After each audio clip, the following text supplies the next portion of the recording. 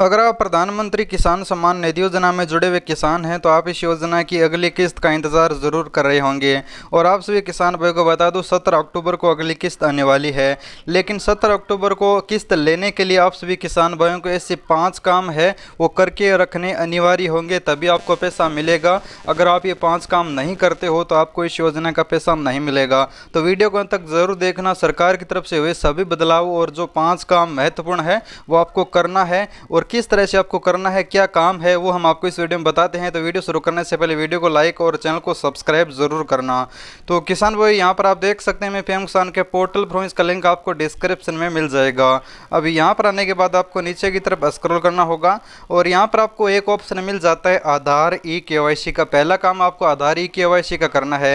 इस ऑप्शन पर आने के बाद यहाँ पर किसान का आधार नंबर डालना है, मोबाइल नंबर डालना है और दोनों OTP डालना है। पहला OTP पीएम किसान योजना की तरफ से, दूसरा OTP आधार कार्ड की तरफ से सबमिट करना है। सबमिट करने के बाद ई-केवाईसी सक्सेसफुल सबमिट शो हो जाएगी। उसके बाद यहाँ पर दोबारा जैसे आप डालोगे तो ई-केवाईसी ऑलरेडी डन शो करेगा।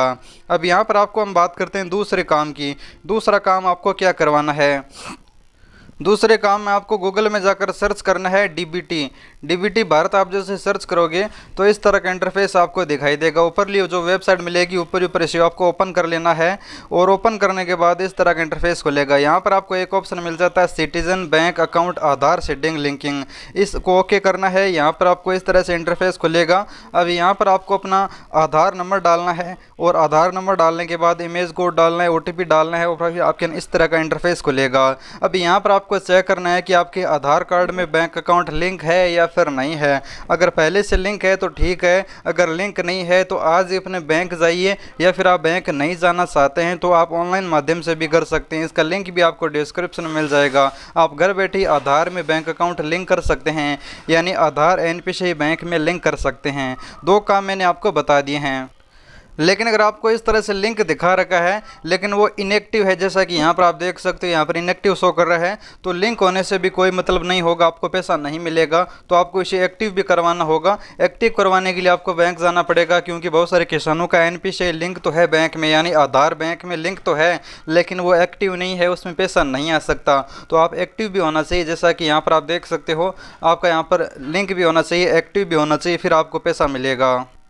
उसके बाद यहाँ पर आपको पीएम किसान के पोर्टल पर आना है। अगला काम आपको क्या करना है वो आप देख लीजिए और यहाँ पर आपको बेनिफिशियरी स्टेटस का ऑप्शन मिलेगा। अब यहाँ पर आपको अपना स्टेटस ओपन करना होगा। अगर आपको कोई भी समस्या आ रही है तो हमने टेलीग्राम का लिंक दे रखा है, वहाँ पर आपको वीडियो मिल जाएगा, देखकर आप ओपन कर सकते हो। तो यहाँ पर मैं किसान का स्टेटस ओपन कर लेता हूँ।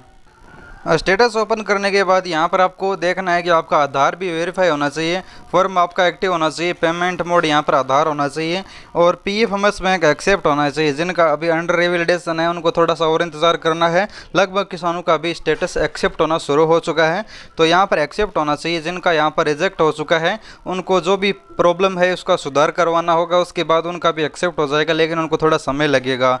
नीचे की तरफ आना है, जो भी आपको किस्त अगली मिलने वाली है यहाँ पर आपको चेक करना है कि आपको अगली किस्त का प्रोसेस शुरू हुआ है या फिर नहीं हुआ है। बहुत सारे किसानों का अगली किस्त का प्रोसेस शुरू नहीं हुआ है, तो उन किसानों को समस्या आ सकती है पैसा मिलने में। अगर आप इस योजना में जुड़े हुए किसान हैं तो यहाँ पर आपको सबसे पहले वेटिंग फॉर अप्रूवल आएगा, जो भी किस्त आपको मिलने वाली होगी। उसके बाद RFT आएगा, उसके बाद पेमेंट प्रोसेड आएगा, उसके बाद आपको पैसा 2000 रुपये मिलेगा। और 5वां काम किसानों को अगली किस्त प्राप्त करने के लिए जो करना है वो किसानों की सेकेंड ई-केवाईसी। जी हाँ किसान भाइयों, प्रधानमंत्री किसान सम्मान निधि योजना में केंद्र सरकार के निर्देशानुसार अब सभी पटवारियों को सेकेंड ई-केवाईसी किसानों की करनी होगी। इसमें किसान को कुछ भी काम नहीं करना होगा, यानी अगर लेखपाल को किसान की ज़मीन के दस्तावेज नहीं मिलते हैं तो लेखपाल आपसे संपर्क करेगा और ज़मीन के दस्तावेज आपसे मांगेगा और पोर्टल पर अपलोड करके केंद्र के पास भेजेगा। केंद्र आपको पैसा देगा। तो सेकेंड ई-केवाईसी में आपकी ज़मीन के दस्तावेजों की जांच लेखपाल करेगा, लेकिन वो सभी किसानों की नहीं करेगा, कुछ किसानों की करेगा जिनका पहले से पोर्टल पर अपलोड नहीं है या फिर उनके नाम अब ज़मीन नहीं है, अब नाम उनका हट चुका है, तो उन किसानों की जांच अभी लेखपाल कर रहा है। तो वो भी सेकंड ई-केवाईसी है वो करवानी होगी। आपके ये 5 काम कंप्लीट था पीएम किसान योजना की अगली 12वीं किस्त 17 अक्टूबर को मिल जाएगी, वरना आपको अगली किस्त नहीं मिलेगी। तो डिस्क्रिप्शन में आपको लिंक दिया हुआ है, कोई भी समस्या या फिर सवाल या सुझाव है तो वहाँ पर मेरे से बात कर सकते हो। धन्यवाद किसान मित्रों, मिलते हैं अगले वीडियो में।